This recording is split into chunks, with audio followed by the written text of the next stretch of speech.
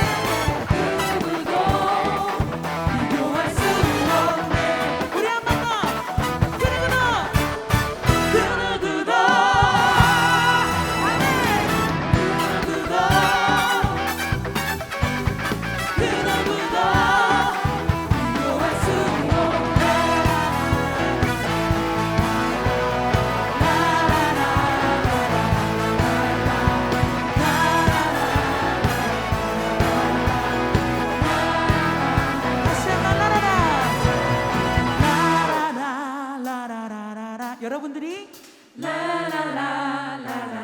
한 번 더요.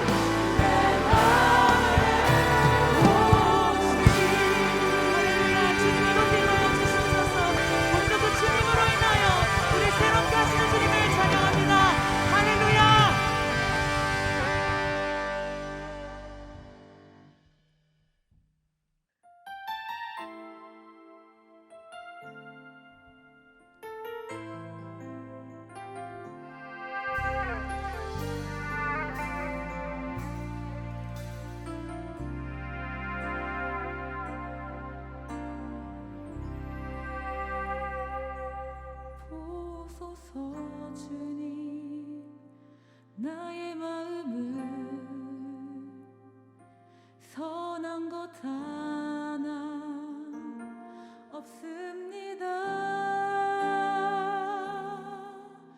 그러나 내 모든 것 주께 드립니다.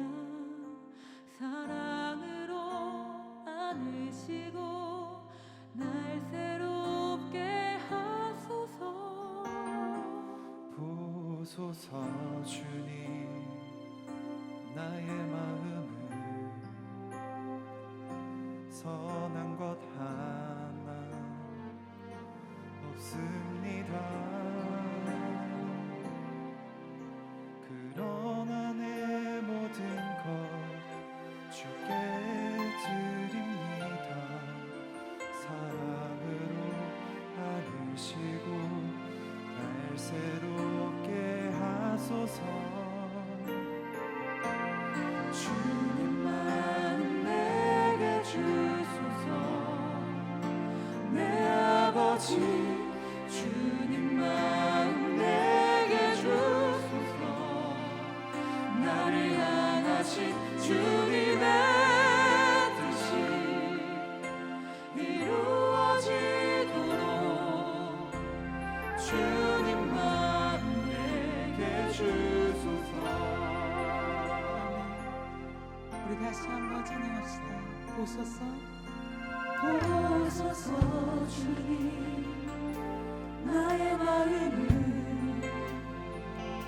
선한 것 하나 없습니다. 그러나 내 모든 것 주께 드립니다. 사랑으로 안으시고 날 새롭게 하소서. 보소서 주님 나의 마음을 선한 것 하나 없습니다. 그러나 내 모든 것 주께 드립니다. 사랑으로 안으시고 날 새롭게 하소서. 주님 마음 내게 주소서.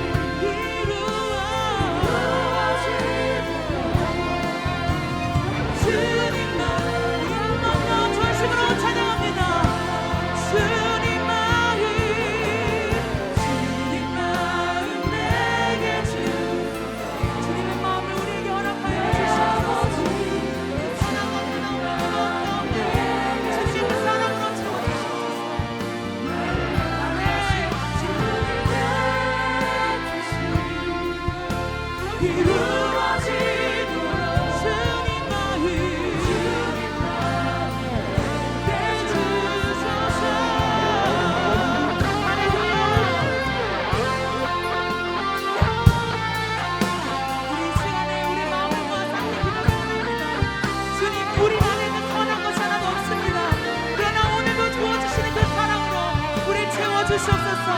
오늘도 그 주님의 사랑으로 채워진 우리가 오늘도 그 주님의 뜻하신 일을 맡을 수 있도록 그 일을 할 수 있도록 하나님 주여 역사하여 주시옵소서. 우리 이러한 마음으로 함께 주님의 이름 찾으며 함께 기도합시다. 주님의 이름 찾습니다.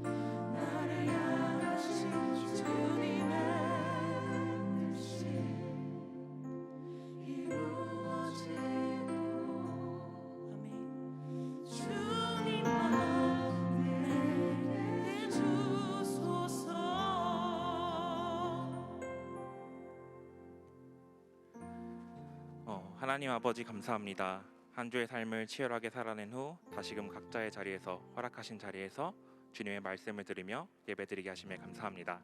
주님, 한 주간의 삶을 바라보며 여러 영역들 안에서 열심히 최선을 다해 감사히 살아갔지만 정직하게 돌아볼 때에 하나님의 것으로 살아가기보다는 나의 시선, 나의 힘으로 살아감을 바라보진 않았는지 돌아보게 되며 발견하게 됩니다. 온전히 주의 자녀로 주님을 바라보지 않았던 걸음들을 회개하오니 용서하여 주시옵소서. 오늘 이 시간을 통하여 나의 힘을 내려놓고 나의 시선이 하나님의 시선으로 변화되게 소망합니다. 하나님의 기준으로 바라볼 수 있는 믿음의 한 걸음과 듣는 마음 허락하여 주시옵소서. 주여 말씀하시옵소서. 주의 종이 듣겠나이다. 그리고 주님이 일하심을 신뢰하며 고백하고자 합니다. 그러나 주님의 일하심을 수동적인 기다림보다 주님을 신뢰함으로 능동적인 한 걸음 걸어가길 간절히 소망합니다.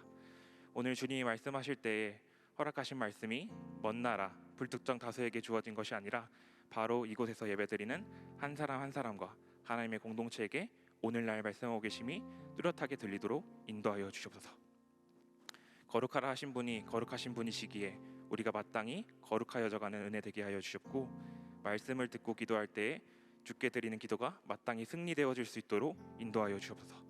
우리의 기도가 승리할 수밖에 없은 이유는 기도하는 자가 뛰어난 것이 아니라 기도를 들으시는 이가 승리케 하시는 여호와 하나님이심을 발견하게 하여 주옵소서. 5월 셋째 주 스승의 주일입니다. 수많은 헌신의 걸음을 걸으시고 걷고 계신 선생님들께 감사하며 기도하며 나아갑니다. 너무나도 귀한 선생님들을 허락하심에 감사드립니다. 또한 바로 내일 월요일 성년의 날입니다. 성년의 날 맞이하여 청년들을 놓고 기도하며 나아갑니다. 청년들이 예수의 꿈을 꾸게 하시옵고 건강한 주의 청년들로 자라나며 행복한 삶을 살아나게 하여 주시옵소서. 또한 오늘 모든 예배의 순서를 주님께 올려드립니다. 사랑하는 박용준 목사님을 통하여서 오늘도 우리에게 말씀하실 때에 전달하는 자에게 먼저 하나님의 따스한 온도를 덮어 부어여 주셔서 온전히 하나님의 사랑의 온도를 전달하도록 허락하여 주시옵소서. 예배를 섬기는 DS 프레이스 방송실 사역자분들과 스태프분들, 그리고 예배 이후에 모임을 인도하는 섬김이 셀리더, VG 리더, 간사님들이 있습니다. 각자 허락하신 자리에서 주님께 순종하며 나아가는 자녀들에게 하나님의 능력을 허락하여 주시옵소서. 오늘도 온 백성이 주를 찬양하는 예배 되길 소망하며 우리의 삶의 참 주인 되신 예수 그리스도의 이름으로 기도드립니다. 아멘.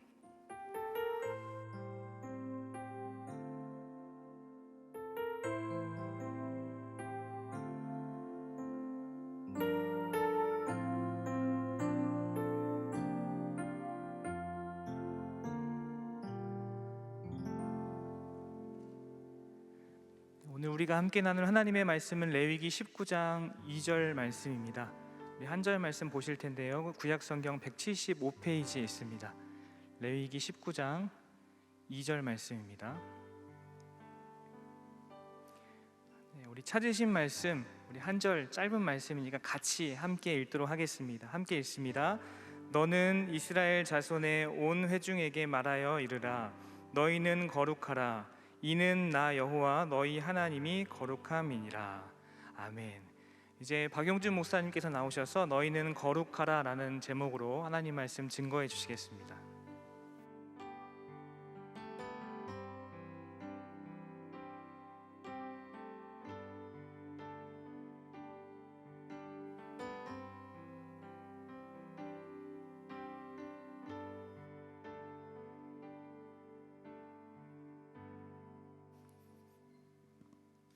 네, 반갑습니다. 사브론 예배의 현장으로 또 오프라인으로 함께하고 계시는 우리 성도님들을 주님의 이름으로 축복합니다. 오늘은 특별히 아까도 이야기했지만 스승의 주일이죠. 성도님들 중에서는 또 주일학교, 또 우리 청대 교사분들로 또 이렇게 섬기시는 분들이 많이 계시는 줄 압니다. 또 사회에서 이제 교사로 재직하고 계시는 성도님들도 계실 텐데요. 오늘 특별히 이분들을 위해서 우리가 함께 축복하고 격려하는 의미로 함께 박수 한번 할까요? 네, 그렇습니다. 네, 또 특별히 함께 축복해 주셨으면 좋겠는 분들이 계시죠. 5월 17일 내일이 바로 성년의 날입니다. 이전 같았으면 또 함께 축복하고 또 함께 모여서 기쁨을 나누는 또 축하하는 자리가 됐을 텐데요. 이 사회인으로 이제 성인이 돼서 이제 본격적으로 이 자부심을 부여하기 위해 이 성년의 날이 정해졌다고 해요. 그래서 이 대학교구, 우리 청년교구는 당연히 없으실 수 있겠죠. 그래서 우리 대학교구에 우리 20살, 이 올해 20살로 이렇게 올라오신 우리 청년들이 계시는데요. 우리 다 함께 손을 한번 들어주시겠어요? 혹시 20살, 올해 20살입니다. 네, 우리 이분들을 향해서 한번 박수 한번 할까요? 축하한다고. 네. 그래서 코로나가 아니면 함께 또 꽃다발도 이렇게 장미꽃 한 송이를 좀 전달해 드리는 귀한 시간을 가지면 좋겠는데 그러지 못해서 장미꽃을 이따가 예배 후에 가실 때 우리 20살이 되시는 분들은 뒤쪽과 옆쪽에 배치해 놓겠습니다. 꼭 한 송이씩 가져가시면 좋겠습니다. 다시 한번 축하드립니다. 네, 함께 말씀 보도록 하겠습니다. 우리 삶에 있어서 가장 중요한 기준이 있다면 무엇이 있을까요? 여러분들의 삶의 중요한 기준은 무엇이 있습니까? 그것은 바로 하나님의 성품입니다. 우리는 내 삶을 어떻게 살 것인가에 대한 관심이 굉장히 많죠. 성경은 우리의 익숙한 습관이나 혹은 세상이 생각하고 따르는 방식을 자신의 삶의 기준으로 삼지 말라고 말씀합니다. 우리를 구원하시고 은혜를 베푸시고 우리를 품어주신 하나님의 그 거룩한 성품이 우리의 삶의 중요한 기준이 되어야 된다고 말씀하시죠. 그래서 우리가 어떻게 살아야 할지에 대한 고민과 그런 씨름의 출발점은 하나님은 도대체 어떤 분인가? 이 질문이 끊임없이 우리 안에 있어야 되고 깨달음이 함께 가야 되는 것입니다. 그렇기 때문에 우리 삶에서 하나님을 알기 위한 어떤 영적인 씨름과 그리고 무엇보다 하나님이 어떤 분이신지 그분이 어떤 일을 하셨는지를 계시해주는 이 말씀을 통해서 하나님을 알아가고 그분과 교제하는 삶을 살기 위해서 우리는 모두가 애써야 하는 것이죠.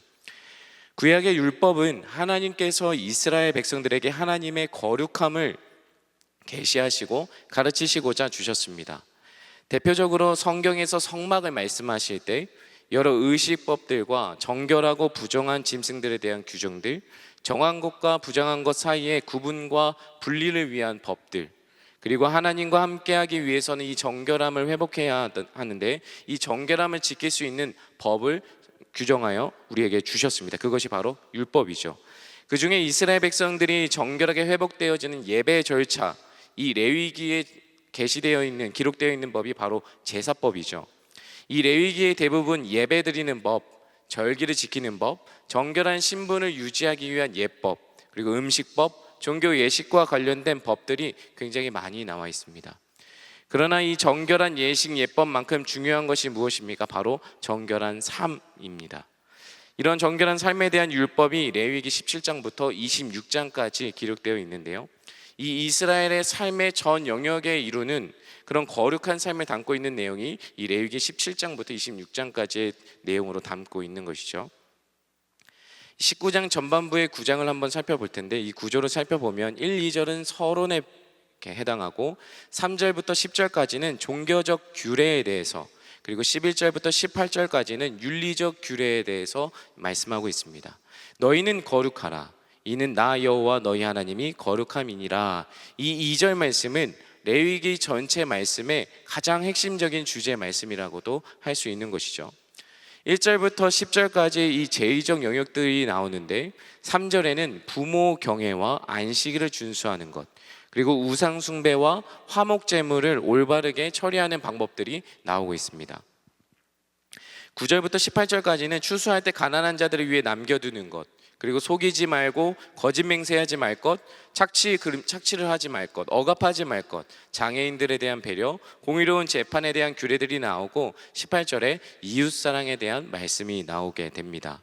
이처럼 거룩은 하나님 앞에서 시작해서 윤리적인 영역인 세상 속으로 나아가야 하고, 결국에는 이웃사랑으로 완성되어지는 구조로 레위기 말씀은 우리에게 전해주고 있는 것입니다.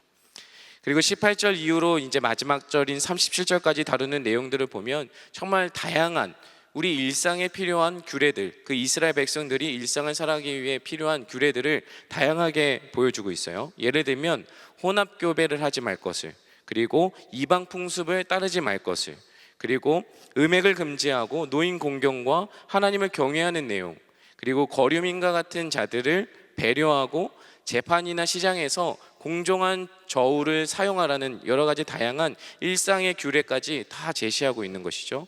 어떤 특정한 부분만을 게시한 게 아니라 이스라엘이 살아가는 모든 일상의 법들, 규례들을 어떤 원칙이나 질서가 아니라 다양하게 규례들을 다루고 있죠. 그래서 레위기 17장부터 26장까지는 성결법전이라고 해서 이스라엘의 삶의 전 영역에 다뤄지는 내용들, 이 거룩한 삶이 담겨져 있는 것입니다. 특히 레위기 19장에서는 나는 여호와니라, 나는 너희 하나님 여호와니라 라는 같은 표현이 총 16번 정도 반복되어지고 있습니다. 19장 2절에 너희는 거룩하라, 이는 여호와 너희 하나님이 거룩함이니라. 이 명령은 너희라고 나와 있어요. 그러니까 이스라엘 자손의 온 회중들을 향한 말씀, 그들에게 주어진 말씀이라는 점에서 이 명령은 거룩한 삶이 본질적으로 공동체적으로 이루어져야 한다는 것을 말씀하고 있는 것이죠. 하나님이 명령하시는 그 거룩은 한 사람 한 사람의 거룩한 삶인 동시에 하나님 앞에선 이스라엘 전체의 거룩을 말씀하는 거예요. 출애굽기 19장 말씀처럼 하나님이 이스라엘을 애굽 땅에서 불러내어서 제사장 나라, 거룩한 백성이 되게 하시겠다라는 뜻과도 연결되어지는 말씀인 거예요. 레위기에서 이 거룩하라는 명령이 주어졌을 때는 이스라엘이 애굽 땅을 떠난 지, 노예로 살다가 애굽 땅에서 나온 지 3개월밖에 되지 않던 때였습니다. 그러니까 이스라엘은 400년 동안 애굽 땅에서 살다가 100년 이상을 노예로 살던 사람들이었죠. 그러다가 이제 3개월 된 시점에 이 말씀이 주어진 거예요. 그러니까 노예로 살던 사고 방식들, 어떤 생활 습관들, 일명 노예 근성이라고 하는 그 근성이 아직까지도 뼛속 깊이 몸속에 배어있는 사람들인 거죠. 그런 이스라엘에게 하나님이 자기 백성들 향해 하나님을 닮은 그 거룩한 삶을 살 것을 명령하시는 거예요. 거룩하라. 이제 노예로 살던 사람들이 3개월밖에 안 됐는데 그 사람들에게 하나님이 거룩하라는 준엄하고 무거운 명령을 이스라엘 백성들에게 주신 거예요. 어쩌면 이스라엘 백성들에게는 감당되기 어려운 명령일지도 모르겠습니다. 그러나 하나님은 이 이스라엘에게 단계적으로 한 단계 한 단계 나아가는 명령이 아니라 처음부터 그들이 애굽 땅을 나와서 그들이 하나님의 자녀로 살아가는 그 처음부터 이스라엘이 목표하고 추구해야 되는 그 근원적이고 근본적인 명령을 하신 거예요. 하나님께서 거룩하라라는 명령을 주신 것은 이제 그들을 종으로, 노예로 보지 않겠다라는 말씀이에요. 이제 갓 노예로 벗어난 사람들에게 거룩하라라고 명령하신다고 해서 그들이 거룩하게 변하게 되어질까요? 이 말은 거룩의 근거는 결국 이스라엘 민족에게 있는 것이 아니라 바로 하나님께 근거가 있다라는 거예요. 이스라엘 백성들이 이용 가치가 있느냐 없느냐, 쓸모가 있느냐 없느냐에 있지 않다라는 거예요. 이스라엘 백성은 이제 노예로 나온 지 겨우 3개월 정도가 지났을 뿐인데 어떻게 거룩하라 해서 바로 거룩해질 수 있을까요? 결국 이스라엘의 이용 가치가 있느냐 없느냐, 쓸모가 있느냐 없느냐에 따라서 거룩해질 수 있다라고 말씀하는 게 아니라 이스라엘의 수준과 상관없이 그들이 아무리 수준이 낮아도, 그들이 아무리 연약해도 하나님의 거룩하심이 그들의 기준이자 표대가 되어야 한다는 의미로 명령하신 거예요. 이제는 노예로 애굽이 기준이 되는 삶을 살아갈 것이 아니라 이제는 하늘 아버지의 온전하심과 그 거룩이 기준이 되어지는 삶을, 그 영광스러운 삶으로 이스라엘 백성들을 지금 초대하고 계신 거예요. 그렇다면 여기서 거룩이라는 의미를 한번 살펴보겠습니다. 이 표준국어 대사전에는 이 거룩하다라는 의미를 어떻게 표현했냐면 뜻이 매우 높고 위대하다라고 정의하고 있습니다. 우리도 거룩하다 했을 때 어떤 종교적인 어떤 신비스러운 어떤 것이 차원의 이미지가 떠오르지 않습니까? 저도 어렸을 때 이 거룩에 대한 의미를 떠올려 보면 앞에 나와서 기타를 메고 정말 좋은 목소리로 두 손 들고 찬양하는 찬양 인도자의 모습이 거룩해 보였고요. 목사님들이 그 걸걸한 목소리로 할렐루야 이렇게 했을 때 참 그 모습이 거룩해 보이기도 했습니다. 그리고 매일같이 큰 소리로 막 울면서 방언하는 사람들을 지켜보면 그 사람도 참 거룩해 보였고, 두꺼운 성경책을 옆구리에 끼고 단정된 복장을 가지고 매일 주일에 교회를 나아가는 그 어른들의 모습이 거룩해 보였습니다. 그런 거룩함을 상징하는 어떤 종교적인 행위나 외적인 모습이 그 거룩함을 상징한다고 생각했었죠. 출애굽기 19장 6절처럼 제사장 나라 거룩한 백성으로 만드시겠다라는 말씀을 유추해 봤을 때 아마도 이스라엘 백성들의 생각 안에는 이런 게 있었을 것 같아요. 거룩한 사람은 제사장과 같이 하나님을 섬기는 사람들로만 생각했을 겁니다. 하나님의 성소에 불을 밝히고 백성들의 율법을 가르쳐 지키게 하고 제사를 드리고 백성의 죄를 사하고 축복해 주면서 하나님의 뜻을 선포하는 그 제사장의 모습, 그런 사람들만이 바로 거룩하다라고 여기는 것이죠. 그리고 그들이 하는 행실이 바로 거룩한 행실이라고만 생각했을 겁니다. 그러나 역사 속에서 살펴보면 이스라엘은 아무리 성전에서 기도를 열심히 하고 제사를 정성스럽게 드려도, 아무리 하나님 편에 선다 할지라도 결국 바벨론 포로라는 비극적인 경험을 하게 되죠. 이스라엘 백성들은 그때서야 깨닫는 겁니다. 종교적인 거룩함만으로 모든 것이 해결되지 않는다라는 것을 깨닫게 되어지는 것이죠. 세상에서의 삶과 분리된 경건, 성전 안에서만 존재하는 그 거룩함에 더 이상 의존할 수 없게 된 것입니다. 세상과 떨어진 채 종교적인 삶을 살았던 제사장들은 일반 백성들로부터 비난을 받게 되고요, 하나님의 거룩한 성소마저도 이 세상의 문제를 해결하지 못하는 성소로 전락해 버리는 시대를 맞이하게 되는 것이죠. 본문 19장에서 말하는 거룩함이란 어떤 종교적인 행위에 국한된 것이 아니라 삶의 전 영역에 나타나는 하나님을 닮은 삶을 나타내주고 있는 것이죠. 출애굽기 20장 2절 말씀 한번 같이 보도록 하겠습니다. 같이 읽겠습니다. 시작. 나는 너를 애굽 땅 종 되었던 집에서 인도하여 낸 내 하나님 여호와니라. 아멘. 이 여호와 이름에는 하나님이 이스라엘을 애굽에서 구원하신 그 역사가 고스란히 담겨진 의미가 담겨 있는 이름인 거예요. 이스라엘을 사랑하시고 이스라엘의 관계에 신실하시고 그들과 맺은 언약에 헌신하신 하나님, 그들을 사랑함에 있어서 거짓이 없으신 참 하나님의 그 거룩한 성품이 그 여호와라는 이름 안에 담겨져 있는 거예요. 다시 본문으로 돌아가면 2절에 나 여호와 너희 하나님이, 이 말씀 안에는 이런 뜻이 있는 거예요. 나는 너희를 택하여 사랑하고 구원해낸 하나님이다. 나는 너희를 사랑하고 너희를 포기하지 않을 거야. 너희와 항상 함께 할 거야. 나의 사랑으로 너를 정결하게 할 거야 라는 의미가 담겨져 있는 것이죠. 오늘 레위기 19장의 내용을 전부 살펴볼 수 없기 때문에 몇 가지만 한번 살펴보도록 하겠습니다.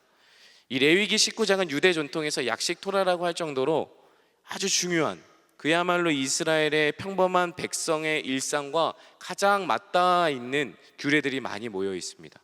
19장에서는 대체로 사람과의 관계, 이웃과의 관계를 통해서 공동체적인 삶을 통해서 그들이 지켜야 할 법률이 압도적으로 많아요. 사람들과의 관계의 법률들이요. 보통 레위기 19장에 십계명 말씀을 많이 담고 있다고 하는데 3절 말씀을 한번 같이 읽어주시겠습니까? 3절 같이 읽겠습니다. 시작.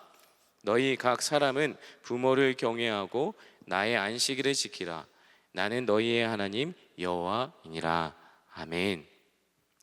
십계명의 순서로 한다면 2계명 우상 숭배에 대한 내용을 다루고 그 다음 4계명 안식일 준수가 나오고 5계명 부모 경외가 나오는 게 순서상 맞아요. 그런데 3절에서는 안식일 준수와 부모 경외가 먼저 나오고 그 다음 2계명 우상 숭배에 대한 내용이 4절에 나와요. 순서가 바뀌어서 나오죠. 결국 부모를 경외하는 것을 하나님과의 관계 안에 있는 그 안식일의 준수의 말씀보다 앞서 세우신 것은 함께 살아가고 있는 사람들에 대한 올바른 관계야말로 하나님을 닮아가는 거룩한 삶의 중요한 부분이라는 것을 의도적으로 말씀 안에서 표현하고 싶으신 거예요. 안식일을 지키라는 것은 결국 인간의 생존을 위한 씨름들, 노동과 경제적인 수단에 우리의 번영과 생명이 달려 있는 게 아니라 하나님의 은혜에 있다라는 것을 기억하라는 거예요. 그래서 우리가 과도한 경쟁 의식, 이 경쟁 사회 세상 속에서 눈치 보지 않고 안식일을 선포하고 하나님이 우리의 유일한 소망인 것을 선포하라는 의미가 이 안식일을 준수하라에 담겨져 있는 겁니다. 5절에는 이 화목제물에 드려진 제물이 나오는데 이 화목제물은 남았을 때 이웃과 함께 나누는 식사 교제의 수단으로도 사용됐어요. 하나님 앞에 드려진 것을 거룩하게 드려져야 함과 동시에 정해진 날짜에 그 화목제물에 드려졌던 제물을 해결을 해야 했어요. 그러면 그 양이 많았기 때문에 하루 이틀 사이 해결되지 않아서 그걸 반드시 나눠야 됐습니다. 그것이 이웃이 됐든 자기의 자녀들이 됐든 이방인이 됐든 노예가 됐든 심지어 원수가 됐든 그 사람들과 모두가 나눠 먹어야 해결이 되어지는 것이었어요. 결국 이것은 이스라엘 스스로의 그 이익에 집착하거나 모든 것을 소유하고 움켜쥐려는 태도가 아니라 끊임없이 나누는 모습의 삶으로 살아야 한다는 것을 말씀하고 있는 거예요. 하나님께서 무한히 공급하시기 때문에 우리가 움켜쥐고 쌓아두어야 하는 삶이 아니라 하나님이 허락하신 것을 기쁨으로 나눌 때 하나님의 영광이 드러나는 것이고 그 백성이 구별된다라는 것을 말씀하고 있는 것이죠. 함께 9절 말씀 읽어보도록 하겠습니다. 9절 말씀입니다. 시작. 너희가 너희의 땅에서 곡식을 거둘 때에 너는 밭 모퉁이까지 다 거두지 말고 내 떨어진 이삭도 줍지 말며. 아멘. 거룩이 일상 속에서 어떻게 성취될 수 있는지를 자세하게 보여주는 내용들이 나오는 거예요. 곡식을 추수할 때 혹은 포도원에서 열매를 거둘 때 자신이 소유한 밭의 모퉁이를 수확하지 않고 남겨두어야 한다는 거예요. 땅 소유자가 자신이 도울 그 가난한 사람의 대상, 그 가난한 일을 선택하는 것이 아니라 마땅한 의미로 한 모퉁이를 남겨두고 마땅한 의미로 흘린 것을 다 줍지 않는 것이죠. 여호와 하나님이 우리를 살게 하시는 분이고 우리 역시 나그네였음을 고백하는 것을 그 경건한 신앙이 되도록 그 밭의 모퉁이를 남겨두라는 것을 하나님은 제도로 만드시고 법으로 만드시고 일정한 틀을 만들고 계신 거예요. 그러니까 이 의미는 땅의 것이 너를 먹여 살리는 것이 아니다. 이 열매가 너를 먹여 살리는 게 아니라 하나님이 먹여 살리는 것이라는 것을 의도적으로 말씀하시는 거죠. 그런데 이 모퉁이의 양을 얼마만큼 남겨야 하는지를 말씀해 주시지 않았어요. 그건 정하지 않았어요. 그것이 10분의 1이 됐든 20분의 1인지 이렇게 나와 있지 않아요. 그러니까 모퉁이를 남기는 것은 제도화했지만 얼마만큼 남길 것인지는 결국 법이 아니라 그 사람의 마음에 달려 있다라는 거예요. 그 사람의 마음의 변화에 달려 있다라는 것이죠. 사회에 땅이 없는 그 가난한 사람, 외국인, 나그네와 같이 이런 이들이 합법적으로 그들의 몫을 받을 수 있도록 하는 제도야말로 이 사회적인 책임, 그 일상의 거룩으로 표현할 수 있다라는 겁니다. 레위기에서 거룩한 삶은 나 자신의 어떤 선한 행위보다는 사회 경제적인 틀과 제도를 만들어서 더 안정적으로 서로를 보호하는 그 구조와 틀에 관심이 많다라는 것이죠.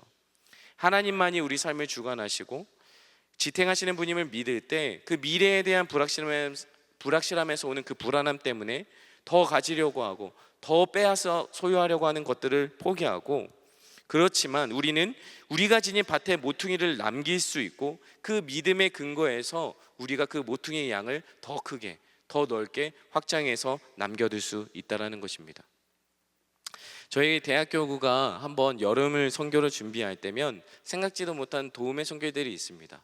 왜냐하면 자비량으로 했기 때문에. 한 번은 대학교구를 졸업하시고 이제 청년교구에서 결혼하신 그 두 분이 대학교구에 찾아오셔서 헌금을 하고 계셨어요. 그분의 이름을 남기신 것도 아니고 그분이 어떻게 해달라는 말도 없이 그냥 헌금해 주고 가셨어요. 그리고 또 한 번은 셀리더가 그 멤버의 선교 비용을 벌기 위해서, 함께 모으기 위해서 함께 그 아르바이트의 자리에 뛰어들어서 자신의 시간과 물질을 그 친구에게 내어주면서 공동체가 서로 연결돼서 함께 하나님의 그 거룩한 사랑에 동참하는 그 은혜를 같이 경험하는 그런 일들도 있었습니다. 함께 4부 예배만 드릴 뿐이지 서로 얼굴도 모르는 청년교구의 그 성도분들과 대학교구의 성도분, 서로 교제할 기회도 없었고 서로 한 번도 본 적이 없는 대학부 성도들을 위해서 함께 섬겨주신 청년교구의 그 성도분들 덕분에 대학교구의 누군가는 선교를 마음껏 그 은혜를 누리게 될 수 있었던 거죠. 이처럼 예수 그리스도의 이름으로 함께 연결되어져서 하나님의 거룩한 사랑을 공동체가 누리고 그 공동체가 서로의 그 작은 모퉁이를 내어줌으로 하나님을 닮아 그 거룩이 하나님의 사랑 안에서 자라나는 것을 우리는 이 공동체 안에서 경험하게 된다는 것입니다. 다음 나오는 규례를 한번 살펴보면 이제 품꾼과 장애인들, 그리고 이뿐만 아니라 약자로 여겨지는 사람들, 이스라엘 땅에 들어와 함께 살고 있는 그 거류민들을 향한 규례들이 나옵니다. 대부분 종이나 품꾼으로 고대 이스라엘의 대표적인 사회적인 약자들이라고 표현할 수 있는 그 거류민들이 나옵니다. 34절에서 하나님은 이 거류민을 위한 이스라엘에게 더 확장된 명령을 해 주시는데 34절을 제가 한번 읽어드리겠습니다. 너희와 함께 있는 그 거류민을 너희 중에서 나은 자같이 여기며 자기같이 사랑하라. 너희도 애굽 땅에서 거류민이 되었느니라. 나는 너희의 하나님 여호와이니라. 아멘. 이스라엘이 지금 자기 동족들에게 가지는 태도를 이방인들, 그 거류민들에게도 동일한 자세를 가지라는 거예요. 거류민은 이스라엘과 신앙도 같지 않았고 이스라엘이 행해야 할 율법도 지키는 사람들이 아니었습니다. 그 율법이 그들에게 해당되지 않았던 것이죠. 그렇지만 이스라엘이 그 거류민을 대할 때 어떻게 하랍니까? 자기 자신을 사랑하는 것처럼 하라고 말하는 것이죠. 하나님이 이스라엘 향해 이 거류민을 자기 자신처럼 사랑하라고 명령하신 이유는 뭘까요? 도대체 하나님은 왜 그 이방인에게, 그 외국인에게 율법도 지키지 않고 같이 하나님을 믿지도 않는 그 사람들에게 왜 하나님은 자기 사랑처럼 사랑하라고 말씀하셨을까요? 이스라엘 역사 이집트 땅에서 거류민으로 살았던 사람들이기 때문이에요. 이스라엘이 그들도 역시 거류민이고 그들도 역시 이방인처럼 살았던 노예로 살던 사람들이었기 때문입니다. 거류민이었지만 하나님의 사랑과 은혜를 인해서 그것으로 인해 구원받았음을 기억하고 살아간다면 자신들이 사는 땅에 마치 자신들의 과거의 모습처럼 거류민된 그들을 자신처럼 사랑할 수 있게 된다는 것이죠. 인종이 다르고 종교가 다른 채 남의 땅에 들어와 살고 있는 이 거류민은 단지 이방인이 아니라 이집트 노예 생활을 떠올리게 하는 사람들이고 신약의 그리스도인들에게 있어서 하나님 나라를 사모하며 이 땅을 살아가는 나그네와 같은 삶, 자기들의 나그네의 삶을 떠올리게 하는 사람들이 되기 때문입니다. 자기같이 사랑하라 라는 말씀은 이미 18절, 이전 18절 말씀에 나와 있는데 너무 잘 아는 말씀입니다. 우리 함께 18절 말씀 같이 읽어주시겠습니까? 시작. 원수를 갚지 말며 동포를 원망하지 말며 내 이웃 사랑하기를 내 자신과 같이 사랑하라. 나는 여호와이니라. 아멘. 19장은 부모를 사랑하는 계명으로 시작해서 이후 대부분 규례는 사람과의 관계에 대한 말씀이 많이 나오고 있어요. 하나님의 거룩한 사랑을 실천하는 삶을 가르치고 있어요. 9절과 10절 그리고 13절과 18절 33절과 34절 이 많은 구절들이 가난한 자, 이웃, 나그네, 이방인을 향한 이스라엘 백성들의 태도에 대해서 말씀하고 있는 것이죠. 결국 레위기 19장에 요약한 율법들을 볼 때 이스라엘의 거룩함은 이웃과 가난한 자와 거류민과 같은 이방인에 대하는 태도와 직결되어 있다는 것을 우리가 볼 수 있는 것이죠. 율법에는 레위기 19장처럼 많은 내용들이 있지만 그것들은 결국 하나님 사랑, 이웃 사랑으로 요약할 수 있는 것이죠. 로마서 13장 10절 말씀입니다. 같이 한번 읽어보겠습니다. 시작. 사랑은 이웃에게 악을 행하지 아니하나니 그러므로 사랑은 율법의 완성이니라. 아멘. 하나님께서 이스라엘 백성들에게 이 언약 안에서 은혜를 베풀어 주신과 함께 요구하시는 계명의 내용은 결국 사랑인 것입니다. 거저 은혜 받은 자가 그 은혜를 거저 베푸는 원리인 것이죠. 하나님의 언약 안에서 하나님의 무한하시고 신실하신 사랑을 받은 자가 하나님을 닮은 삶의 방식으로 끝까지 신실하게 자신의 형제와 이웃을 사랑하는 것은 지극히 당연한 것입니다. 그러나 우리가 구약의 역사를 잘 알듯이 언약 백성인 이스라엘 백성들의 그 불순종과 무능력, 그 무능력으로 너희는 거룩하라 이 명령이 율법만으로는 성취될 수 없다라는 것이 밝혀진 것이죠. 결국 우리의 불순종과 그 무능력까지도 하나님 자신이 책임지는 방식을 보여주셨는데 그게 무엇입니까? 바로 예수 그리스도의 십자가의 죽음과 부활인 것입니다. 로마서 5장 8절 말씀입니다. 같이 한번 읽어볼까요? 시작. 우리가 아직 죄인 되었을 때 그리스도께서 우리를 위하여 죽으심으로 하나님께서 우리에 대한 자기의 사랑을 확증하셨느니라. 아멘. 우리 히브리서 10장 10절 말씀이 있는데요. 같이 읽어봅시다. 시작. 이 뜻을 따라 예수 그리스도의 몸을 단번에 들이심으로 말미암아 우리가 거룩함을 얻었노라. 아멘. 결국 완전한 말씀, 하나님의 독생자 예수 그리스도를 통해서 하나님의 그 거룩한 사랑과 거룩한 백성의 삶이 드디어 성취될 수 있었던 것입니다. 우리가 예수 그리스도를 믿고 나면 그분의 말씀과 성령이 우리 안에 내주하게 되고 그 하나님 안에 거하며 하나님과 사귐이 있는 그 코이노니아의 삶을 살아갈 수 있게 되어지는 것이죠. 우리가 하나님 안에 거한다, 머문다라는 의미는 어떤 묵상이나 어떤 기도나 어떤 신비로운 체험을 생각할 때가 참 많이 있지만 하나님 안에 거한다, 머문다라는 것은 그가 행한 것, 행하시는 대로 나도 행한다라는 의미가 담겨져 있는 거예요. 그분의 삶의 행적을 따라 우리의 구체적인 일상 속에서도 우리도 그분의 행적을 따라 살아가는 것을 의미하는 게 바로 하나님 안에 거하는 삶을 이야기하는 거예요. 그러면 우리는 어떻게 우리가 예수 믿는다라는 것을 여러분들의 일상 속에서 증거하실 수 있겠습니까? 야고보서 말씀에 행함이 없는 믿음은 죽은 것이다 라고 나와 있어요. 예수 그리스도를 믿는데 행함이 없다라는 것은 결국 생명이 없는 것이고 영적 생명이 없다면 결국 선한 행실도 나올 수 없다라는 얘기를 하고 있는 거예요. 하지만 예수님을 믿는 믿음에서 하나님의 자녀가 된 저와 여러분들은 하나님의 거룩한 사랑에 동참하게 되고 그분의 은혜 안에 거하면서 그분의 은혜로 치유되어지고 회복되어져서 생명의 말씀을 통해 그 은혜의 원리를 삶에서 열매를 맺기도 하고 그 은혜를 따라 사는 삶으로 예수님을 증거할 수 있게 되어진 것입니다. 이제 말씀을 맺겠습니다. 여러분, 그러나 여러분들한테 고민이 있지 않습니까? 어떻게 거룩한 삶을 살 수 있을까요? 여러분들의 직장에서, 여러분들의 가정에서, 여러분들의 학교에서, 여러분들의 어느 곳에 있든지 여러분들의 삶은 거룩하십니까? 우리는 어떻게 거룩한 삶을 살아갈 수 있을까? 두 가지로 한번 제가 정리해 봤는데요. 우리 첫 번째 한번 같이 읽어주시겠습니까? 첫 번째 대지 같이 읽어주시겠습니까? 시작. 우리 안에서 말씀의 생명이 작동되게 해야 합니다. 레위기 19장의 결론 마지막 37절은 이렇게 마무리합니다. 너희는 내 모든 규례와 내 모든 법도를 지켜 행하라. 나는 여호와이니라. 아멘. 사람이 어떻게 거룩해질 수 있을까요?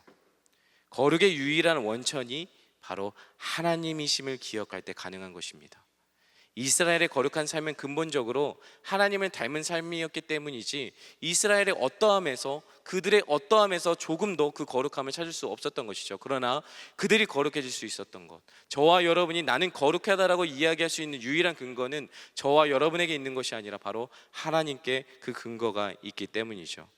마찬가지로 자기 자신만을 이기적으로 사랑할 수밖에 없고 세상을 사랑하고 세상의 탐욕과 욕망에 끌려 왜곡된 사랑으로 살아가는 저와 여러분들이 하나님께로 돌이킬 수 있는 유일한 길은 우리가 그 아들의 말씀, 그 생명의 말씀, 예수 그리스도의 말씀을 우리 존재의 중심에 두고 심겨졌을 때 그 말씀이 우리 안에서 작동하도록 하게 하는 것입니다. 우리 안에 있는 그 말씀이 우리 속에서 잘못된 방향으로 가고 있다면 올바른 방향으로 바로잡게 하시고 그 올바른 방향으로 나아갈 수 있는 힘을 그 말씀이 우리에게 가르쳐 주시는 거예요. 그 말씀은 우리와 하나님과의 관계의 올바른 회복을 이끌게 되어지고 말씀의 생명이 작동하게 되면 그 성령과 함께 하나님의 사랑도 동시에 우리 삶에서 역사하는 일들이 일어나게 되어지는 거예요. 그래서 그 말씀이 우리의 마음과 생각과 감정과 의지 속에 녹아들어서 나에게 세상을 향했던 왜곡된 사랑, 나를 향했던 그 이기적인 사랑이 하나님의 거룩한 사랑으로 회복될 때까지 그 생명의 말씀이 우리 안에 거해야 하고 그 말씀 안에 저와 여러분이 거해야 하는 것입니다. 하나님의 아들 예수 그리스도가 계신 곳에 아버지께서 계신다, 함께 하신다고 말씀하셨습니다. 이처럼 말씀의 생명을 소유한 여러분들의 일상의 자리에, 여러분들의 삶의 중심에 하나님께서 거룩한 사랑의 회복을 말씀해 주시고 일으키신다라는 겁니다. 두 번째입니다. 함께 읽어주시겠습니까? 시작. 하나님이 우리에게 보여주신 사랑의 방식으로 사랑하는 삶을 살아가는 것입니다. 하나님을 사랑하는 것이 무엇일까요? 어떻게 하는 것이 하나님을 사랑하는 것일까요? 우리가 신앙생활을 할 때 가만히 들여다보면 눈에 보이지 않는 하나님을 얼마든지 사랑할 수 있지 않습니까? 예배를 드리고 찬양을 하고 헌금을 하고 기도를 하고 성경을 읽고 혼잣말로 하나님 사랑합니다 이렇게 고백도 하죠. 이런 방식으로라면 보이지 않는 하나님을 믿는다라는 것, 사랑하는 것은 참 쉬운 일일지도 모르겠습니다. 그러나 지금 내 눈에 보이고 도저히 사랑할 수 없는 그 사람, 여러분들의 직장 상사, 여러분들의 이해되지 않는 그 친구, 아니면 부모님, 그 이해되지 않는 그 사람, 혹은 우리의 삶과 전혀 연관되지 않는 그 관심 밖에 있는, 전혀 관심을 두지 않았던 그 이방인들, 그 낯선 이웃들에 대해서 하나님이 우리 같은 죄인들을 위해 자신의 아들의 생명을 내어주시는 그 사랑을 나타내는 것은 너무나 어렵다라는 것이죠. 예수님이 날 사랑하신 것은 너무나 쉽게 받아들여지는데 내가 그 사랑으로 형제나 이웃을 먼저 사랑하는 것은 왜 그렇게 어려운지요. 목사인 저도 참 그게 잘 안 되는 것 같아요. 마치 예루살렘에서 여리고로 내려가던 길에서 강도 만난 사람을 보고 제사 드리러 가기 바빠서 그냥 지나쳐버린 제사장이나 레위인 같이 내용 없는 그 껍데기의 삶을 살고 있는지도 모르겠습니다. 우리가 설령 2-3시간씩 예배를 드리고 찬양을 하든 성경을 읽든지 기도를 하는 것으로 하나님의 사랑은 증거되지 않습니다. 하나님도 그분의 아들 예수님도 그런 방식으로 우리에게 사랑을 표현하시지 않았어요. 물론 우리가 예배하는 것, 기도하는 것, 성경을 읽는 것, 우리가 힘쓰고 애씀으로 해야 합니다. 그러나 이 애씀의 이유는 우리가 더 형제를 사랑하고 우리에게 생겨진 이 이웃을 사랑하고 섬기는 일에 지치지 않고 그 능력을 얻기 위해 우리는 그렇게 예배해야 하는 것이고 기도하고 사랑해야 되는 것이죠. 마태복음 25장에서 예수님은 너희가 여기 내 형제 중에 지극히 작은 자 하나에게 한 것이 곧 내게 한 것이니라 말씀하고 있습니다. 우리가 눈에 보이는 이웃, 형제를 사랑할 때 하나님께서 이웃과 형제 사랑을 하나님 자신에 대한 사랑으로 받아주시는 이유는 우리가 무시하기도 하고 도와줘도 아무런 대가가 없을 게 뻔하고 간혹 용서하거나 받아들이고 싶지 않은 그런 형제와 이웃들, 아무리 사랑을 쏟아부어도 밑빠진 독에 물을 붓는 것처럼 그렇게 형편없는 죄인들, 지극히 작은 자들과 하나님이 자기 자신을 일치시키셨기 때문이에요. 하나님은 우리를 향한 주체할 수 없는 그 사랑과 긍휼 때문에 그 비참한 우리 인간의 모습으로 이 땅에 오셨기 때문입니다. 그래서 하나님은 지극히 작은 자에게 한 것이 나에게 한 것이라고 말씀하시는 거예요. 그렇게 우리의 일상에서 지극히 작은 이웃들에게 한 것이 바로 곧 그분께 한 것이 되는 것입니다. 교단이 다르고 교파가 달라서 언어가 다르고 피부색이 다르고 가난하든 부유하든 남자든 여자든 그 믿음의 형제들이라면 혹은 교회와 상관없이 우리의 강도 만난 이웃들과도 그렇게 우는 자들과 함께 울고 슬퍼하는 자들과 함께 슬퍼하는 사람이 바로 하나님이 받으시는 하나님께 대한 거룩한 사랑인 것입니다. 사랑하는 여러분, 여러분이 거하는 모든 일상 어느 곳에서나 우연히 마주치든 지극히 작아 보이는 그 한 사람, 그에게 베푸는 관심과 작은 친절, 그리고 인내와 그 도움의 손길, 우리가 가진 것에 작은 모퉁이를 내어주는 배려들이 바로 하나님께서 우리를 통해 받으시기 원하시는 거룩한 사랑의 방식이고 하나님을 닮아가는 삶인 줄 믿습니다. 그런 의미에서 예배 이후에 헌혈의 시간이 있습니다. 여러분들의 피를 기꺼이 내어주는, 그래서 누군가를 살리는 생명의 피를 나누는 그 헌혈의 시간에 동참해 주시기 바랍니다. 오늘도 예수님께 받은 그 거룩한 사랑을 기억하고 주님의 사랑에 동참하는 거룩한 삶을 결단하며 순종의 삶을 살아가는 저와 여러분이 되기를 주님의 이름으로 축복합니다. 아멘. 우리 함께 자리에 일어나서 함께 찬양하고 나가도록 하겠습니다.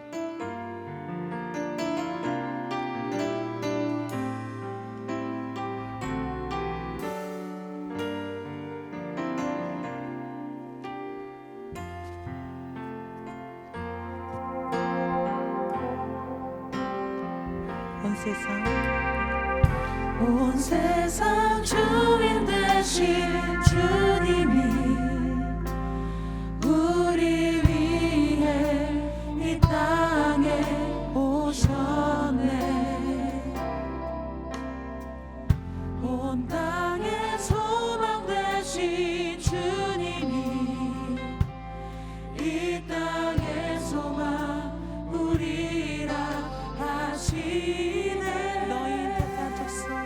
너인 택한 족속 왕 같은 제사장 거룩한 나라 그의 소유된 백성이라 하시네. 너인 택한 족속 왕 같은 제사장 거룩한 나라 그의 소유된 백성이라 하시네. 그가 살아내게 하시리라.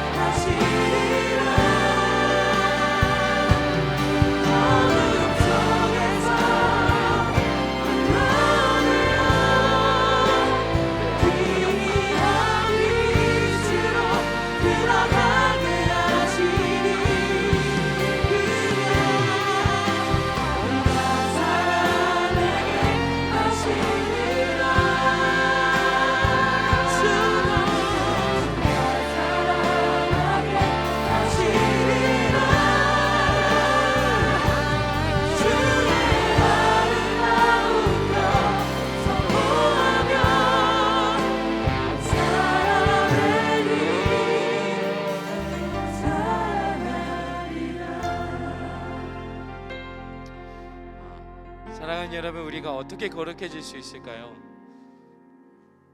한 목사님이 이런 표현을 하시더라고요.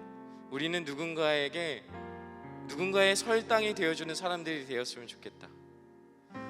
근데 여러분 누군가의 설당이 되어주고 계십니까? 아니면 내가 설 자리도 좁아서 내가 서기에도 벅차서 누군가에게 내어주는 것에 인색해지고 어느 순간 내 거에만 몰두해 있고 있지는 않습니까? 우리가 어떻게든 더 가지려고 하고 더 많은 것을 이루려고 하고 나만의 안전된 터전을 확보하는 것이 너무나 익숙한 사람들이 저와 여러분 아니겠습니까? 내 유익과 필요를 위해서는 수단과 방법을 가리지 않고서라도 손에 쥐는 것이 당연하고 나를 더 사랑하는 것이 너무나 당연한 것이고 누군가를 짓밟고 이겨서라도 미워해서라도 내 자신을 높이고 자신의 가치를 높이는 것이 이 세상의 방식입니다. 그래서 결국 거룩의 시작은 우리 내면의 변화에서 시작되어지는 것입니다. 이기적이고 세상을 향해 있던 여러분들과 저의 마음에 그 거짓되고 왜곡된 사랑을 돌이킬 수 있는 유일한 방법은 우리 안에 심겨진 하나님의 말씀입니다. 여러분들의 말씀이 생명으로 작동되어지는 것, 말씀이 우리의 마음과 생각과 감정의 의지 속에 역사할 때, 생명의 역사가 일어날 때 거룩한 사랑이 시작되어지는 것입니다. 우리 이 시간 이렇게 기도합시다. 하나님, 우리가 다시 하나님의 살아있는 말씀, 거룩하신 하나님의 말씀으로 이 땅에 오신 예수 그리스도 앞에 서서 말씀을 통해 우리의 삶의 방향을 하나님과 우리의 이웃들을 향하고 말씀이 거하는 곳마다 생명의 역사가 일어나는 것을 경험하게 하여 주시옵소서. 우리 시간에 같이 주인을 한번 찾고 기도합니다. 주인을 찾습니다. 주여, 하나님, 그렇습니다. 하나님의 삶에 하나님, 우리가 누군가의 설당이 되어주고 있는지, 아니면 내 자리에 안전을 지키고만 살아가고 있는지, 너무나 촉박해서 너무나 힘들어서 내가 살 공간이 너무나 벅차고 너무나 여유가 없어서 심지어 내 이웃과 내 가족과 내 형제들을 돌보는 것이 하나님 그렇게 사랑하는 것이 너무나 아까워서 포기하고 머물러 있지는 않습니까? 하나님, 정말 주님께서 하나님 이 시간 가운데 우리 사랑하는 청년들의 삶이 나만의 공간을 확보하고 나만의 집을 세우며 나만의 성전을 세우는 기쁨으로 만족하는 삶이 살지 않게 하여 주시옵소서. 하나님, 우리가 하나님의 거룩한 성전다운 삶을 살아갈 수 있도록 하나님, 우리를 거룩한 성전으로 하나님 왕같은 제사장으로 거룩한 나라로 세워주시고 우리를 불러주신 그 하나님의 거룩을 생각할 수 있도록 인도하여 주시옵소서.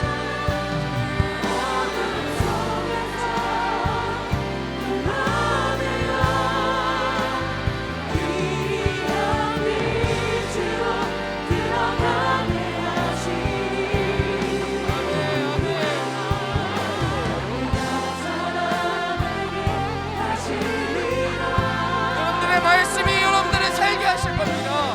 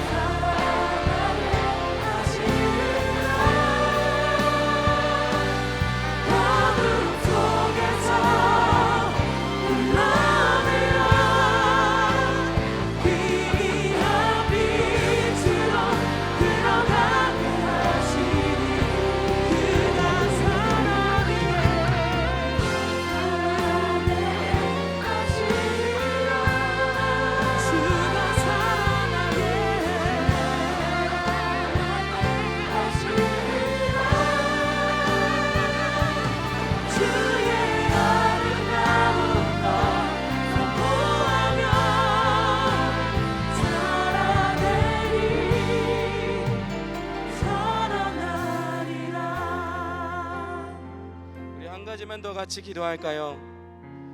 우리 사랑하는 우리 주님은 죄인 같은 우리를, 고아와 나그네 같은 우리에게 먼저 찾아와 주셔서 자신의 전부를 내어주는, 생명을 내어주는 사랑으로 우리를 구원해 주셨고, 이제는 예수 그리스도를 믿는 저와 여러분이 거하는 일상 속에서 관계 맺는 모든 이웃들과, 그리고 이 땅에 살아가는 거류민들, 이방인들, 외국인과 같은 자들을, 연약한 사회적인 약자들에게 하나님의 거룩한 사랑 안으로 초대하라는 자들로 부름받았습니다.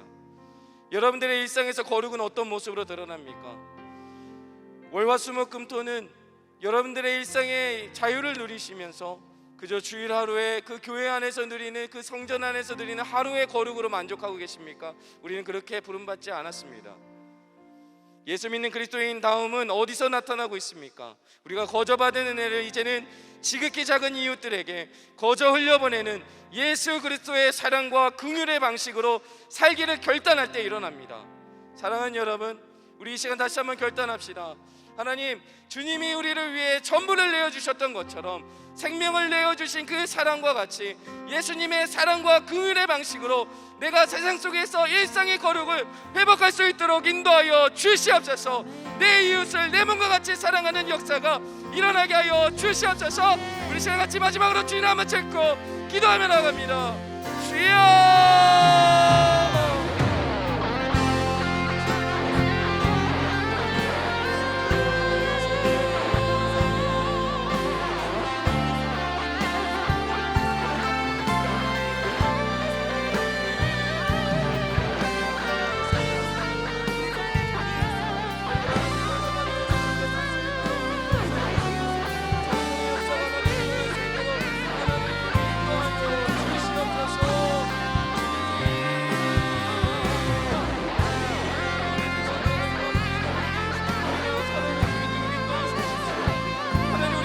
일상 속에 다시 한번 거룩한 하나님의 사랑을 흘러갈 수 있도록 인도하여 주시옵소서. 세상의 가치대로 살아가는 게 아니라 하나님의 거룩하심에 따라 하나님의 거룩한 사랑으로 말미암아 거룩한 사랑으로, 거룩한 사랑을 흘려보내는 자들로 이 땅의 왕 같은 제사장으로 살아갈 수 있도록 하나님 인도하여 주시옵소서. 주여,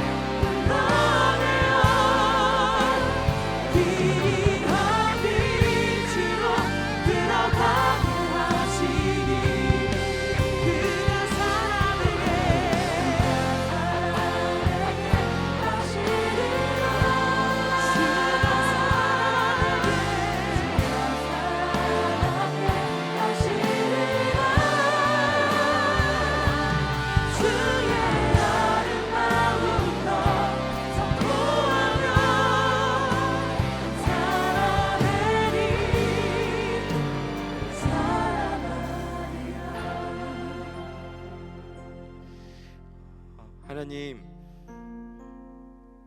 예배 드릴 때만큼은 그래도 거룩을 결단하지만 내가 살아가는 일상의 현장으로 돌아갔을 때 우리가 무시하기도 하고 아무리 도와주어도 어떤 대가도 바라지 않는 그들, 아무리 사랑에 주여 쏟아 부어도 밑빠진 독에 물 붓는 것 같이 그 사랑을 온전히 받아 누리지 못하는 사람들과 대화할 때 끊임없이 홀로 싸워가야 되는 이 일상에서의 간격과 그 거룩과의 그 간격이 너무 커서 이 시대의 청년들이 하나님 그 간격을 좁히지 못해 괴로워하고 죄책감에 빠지기도 하고 때로는 하나님 앞에 숨기도 하는 여러 가지 모습으로 우리가 그 거룩에 무너진 모습을 보게 되어집니다. 그러나 하나님은 우리를 거룩해서 불러주신 것이 아니라 하나님이 거룩하시기에 하나님이 그 약속을 성취하시는 분이시기에 우리를 불러주심을 그 하나님의 거룩한 사랑에 초대해 주셨음을 우리가 기억하게 하여 주시옵소서. 나그네와 같은 자들, 거류민과 같은 저희들을 그 하나님 노예로 살아가는 우리들을 하나님 그 땅에서 건져 주어서 하나님의 거룩한 나라를 소망하며 이 땅에서 나그네처럼 살아갈지라도 분명한 소망과 목적지를 보여주시고 그 소망을 붙들고 살아갈 수 있는 그러한 정체성을 가진 그리스도인으로 우리를 세우셨사오니 하나님 이제는 우리가 살아가는 직장과 우리가 살아가는 일터와 우리가 관계하는 모든 관계와 이웃들 가운데 하나님의 그 거룩하신 사랑을 마음껏 풍성하게 흘러넘치도록 흘려보내어서 그들을 다시 한번 그 거룩한 사랑 가운데 초대하는 역할로 왕같은 나라로 제사장으로 살아갈 수 있는 이 시대의 청년들 될 수 있도록 역사하여 주시옵소서. 다시 한번 말씀이 우리의 삶을 재조정해서 우리의 마음과 중심과 생각을 붙들어서 말씀이 이끄는 대로 성령이 우리의 삶을 인도해 가는 대로 순종하며 나아가는, 그래서 하나님을 사랑하고 이웃을 사랑하는 것이 우리의 삶의 모든 영역 가운데 드러나고 분명해지는 역사를 경험하게 하여 주시옵소서. 감사합니다. 거룩하신 예수님의 이름으로 기도드렸습니다. 아멘.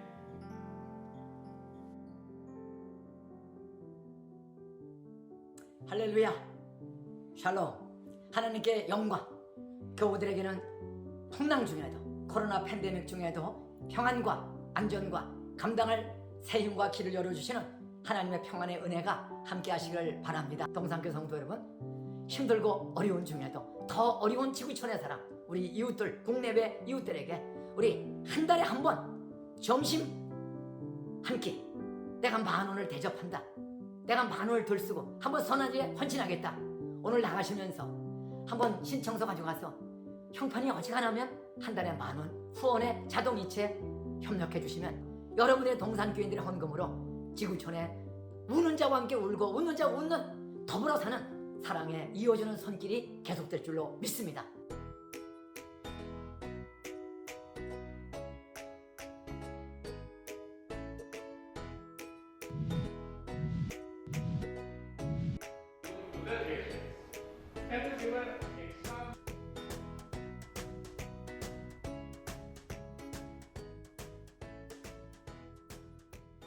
We need your continuous support and continuous prayers and continuous contribution.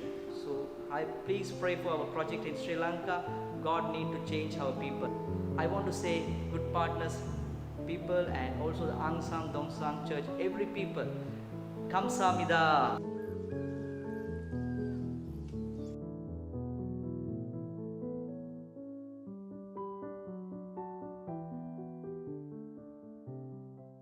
Patanan mi keli wa pima leng tien kar cha mano pod gen pare wa mar pima raj mano rugi ka lele ti don kom kar en madong pima leng tieni wa tia gonya tuodong tika dak. 우리 한번 동체해 봅시다.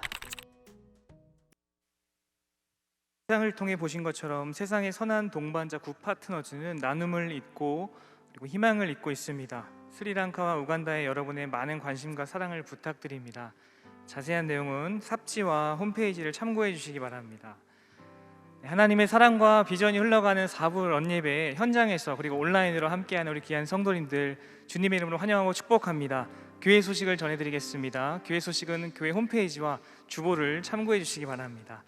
먼저 오늘 동산교회 처음 오셨거나 그동안 예배를 드리셨지만 등록하기를 원하시는 분들은 예배를 마친 이후에 3층 뒤편에 있는 새가족 데스크에 가시면 교회와 등록에 대한 안내를 받으실 수 있습니다. 또한 온라인으로 예배하시는 분들은 지금 나가는 번호로 연락을 주시면 동일하게 교회와 등록에 대해서 안내해 드리도록 하겠습니다. 우리 오늘 동산의 가족으로 등록하신 분들을 향해서 축복하며 함께 박수로 환영하도록 할까요? 잘 오셨습니다. 반갑습니다. 진심으로 환영하고 축복합니다. 감사합니다. 오늘은 스승의 주일입니다. 스승의 은혜에 감사하는 자녀와 학부모님들 되시기 바랍니다. 임시 당회가 5월 16일 오늘입니다. 오후 2시에 네오 비전 센터 7층에서 에스토홀에서 있습니다. 우리 아까 목사님께서 설교 중에 나누어 주셨던 것처럼 2021년 상반기 생명 나눔 사랑의 헌혈이 있습니다. 5월 16일 오늘 오전 9시부터 진행되고 있고요. 예배를 마친 이후에 오후 5시까지 1층 챌린지홀에서 생명 나눔 사랑의 헌혈이 진행됩니다. 헌혈을 희망하시는 분들은, 참여하실 분들은 신분증을 지참해 주시고 또 함께 동참하셔서 그리스도의 사랑을 나누시는 그런 시간 되시기 바랍니다. 비전 프로젝트 4단계 디자인팀 플러스 홈페이지 안내입니다. 디자인팀 플러스는 비전 프로젝트를 통해 선정한 5가지 도전 과제에 관해 다양한 사역을 제안하실 수 있도록 마련한 성도님들의 참여의 마당입니다. 디자인팀 플러스 홈페이지는 오늘부터 6월 12일까지 4주간 운영되고요. 성도님들께서는 교회 홈페이지를 통해 디자인팀 플러스에 접속하실 수 있습니다. 게시되어 있는 내용을 보신 후에 댓글을 통해 교회의 다양한 사역들을 제안하실 수 있도록 구성되어 있습니다. 교회를 사랑하는 모든 성도님들과 특히 여러 사정으로 비전 프로젝트 4단계 디자인팀에 함께하지 못한 성도님들의 많은 관심과 참여를 부탁드립니다. 3040 세대와 자녀 세대의 세움 세미나 안내입니다. 이 세미나는 5월 27일 목요일 오후 2시부터 6시까지 큰수플랫 유튜브 채널을 통해 진행됩니다. 자세한 내용은 주보를 참고해 주시기 바랍니다. 패밀리 아카데미 심화 과정에 대한 안내를 드립니다. 패밀리 아카데미 심화 과정은 6월 한 달간 오전 10시와 저녁 7시 30분 강의로 이루어져 있고 등록은 5월 30일까지 선착순으로 진행됩니다. 자세한 내용은 주보를 참고해 주시고 등록하셔서 함께 자라가는 하나님 기뻐하시는 가정 만들어 가시기를 축복합니다. 큰순 맑은 샘 6월호가 발행되었습니다. 매일 말씀 묵상을 통해 하나님께서 주시는 은혜를 누리는 성도님들 되시기를 축복합니다. 우리 마지막으로 결혼 광고 드리겠습니다. 돌아오는 토요일 아름다운 가정을 이루는 분들이 계십니다. 정태혁, 민수연 커플입니다. 혹시 오셨을까요? 우리 이분들을 축복하는 마음으로 함께 박수로 축하하도록 하겠습니다. 하나님 앞에서 아름다운 믿음의 가정 잘 세워가시기 바랍니다. 감사합니다. 우리 이 시간 함께 자리에서 일어나셔서 오늘 말씀을 통해서 은혜 주신 하나님을 찬양하며 나아가겠습니다.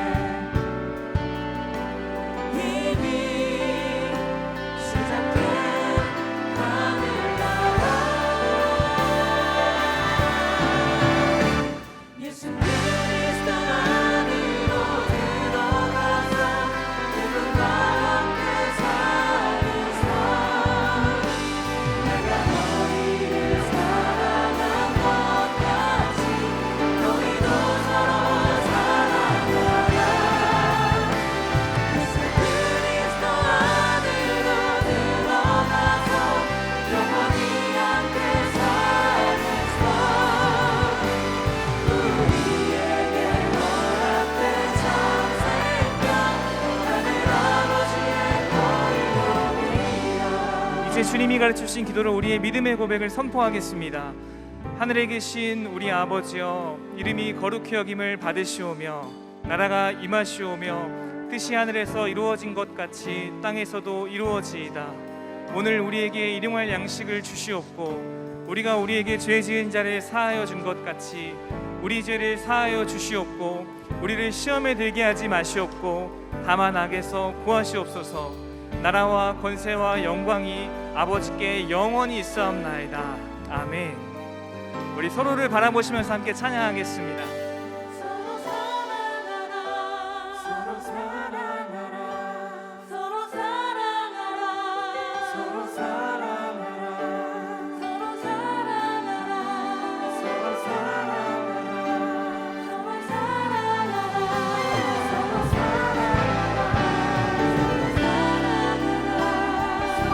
사랑하라 서로 사랑하라 서로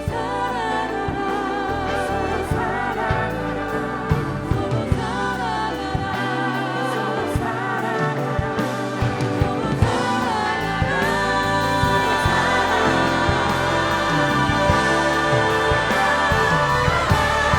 서로 예수 그리스도 안으로 들어가서 그분과 함께 살면서 내가 너희를 사랑한 것 같이 너희도 서로 사랑하라.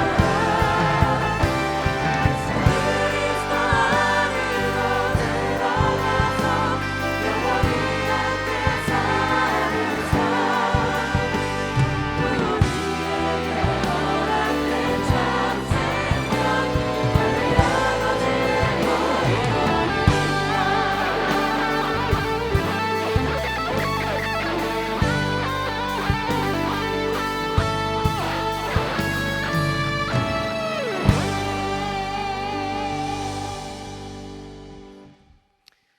우리 주 예수 그리스도의 은혜와 하나님 아버지의 사랑과 성령님의 교통하심이 하나님의 거룩한 사랑으로 일상의 거룩을 살아내고자 힘쓰는 모든 성도들 머리 위에 그리고 교회 위에 이제부터 영원토록 함께 있을지어다. 아멘.